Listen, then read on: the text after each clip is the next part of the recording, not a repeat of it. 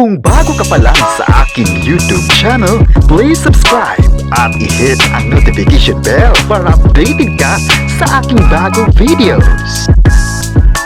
Kim Pao, pinag-usapan sa ibang bansa. The Alibay, gustong mapapanood sa international. Ang buong detalye, alamin!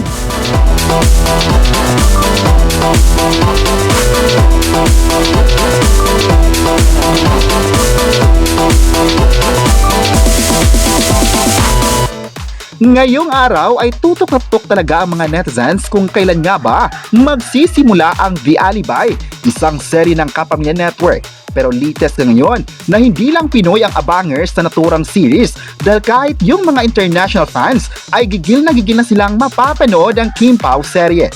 Pinag-usapan lang naman sa ibang bansa ang The Alibay, particular na sa Africa.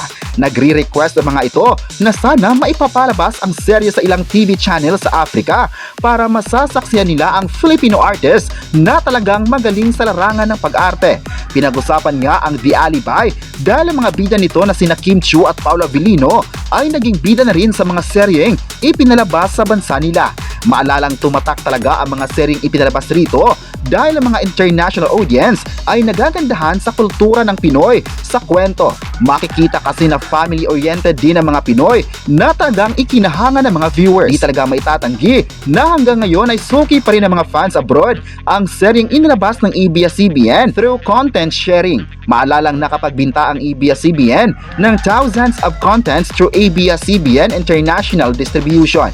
Kaya isang pasabog talaga kung ipapalabas din sa Africa ang The Alibay na grabe na nga ang init na suporta ng tao sa kanila. May nagsabi naman na isa ito sa mga serye ng ABS-CBN na inabangan na sa ibang bansa.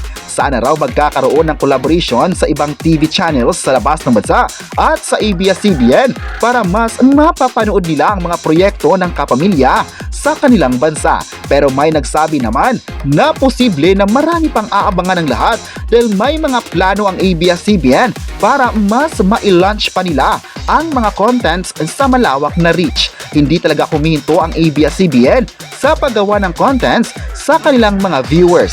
Isang pasalamat din ito sa mga taong patuloy na sumusuporta sa naturang content provider. Sana nga ay mapapanood ang The Alibay sa Africa at ilang bansa sa Asia dahil deserve naman itong maipalabas sa malawak na audience. Abang-abang na lang tayo mga kapresko sa mga posibleng magaganap sa Kim Pao. Alam ng lahat na marami pang mga international projects at events na magiging part ang Kim Pao. Kayo, ano ang masabi nyo na pinag-usapan sa ibang bansa ang The Alibay? I-comment na kung gusto mo bang mapapanood ang The Alibay sa ibang bansa at huwag kalimutang i-subscribe ang ating YouTube channel.